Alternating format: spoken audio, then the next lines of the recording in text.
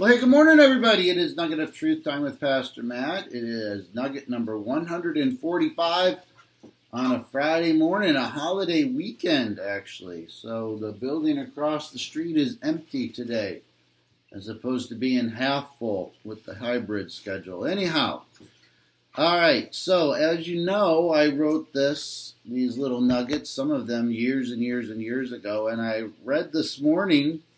And I have no idea when I wrote this or why I wrote this or when I wrote this and what it means. Anyway, so let's make sense of it together. The godly agenda aims for wholeness and unity over authority and comfort. The divine program of exaltation and glory is to go through humility and meekness to get there. This is the countercultural downward mobility Nouwen wrote about. Now that's Henry Nouwen. I know that much. So let's just try to parse this out and see what I was thinking when I wrote this. The godly agenda, hopefully we have an agenda that lines up with God's, is for wholeness and unity.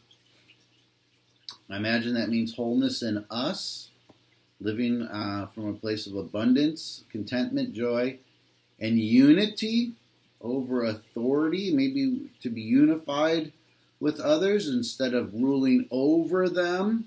We're unified and not just looking at superiority, I guess, and comfort. And we've talked about comfort before, how we long for comfort, but that really becomes a false god in some respect.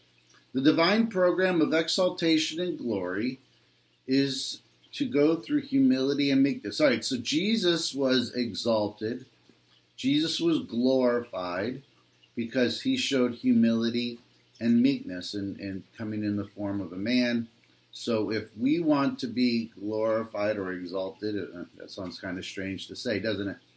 Then we need to live humble and meek lives to get there. Now this last sentence kind of makes some sense to me. This is the countercultural downward mobility Nouwen wrote about. That's Henry Nouwen. He was an author, wrote some good stuff.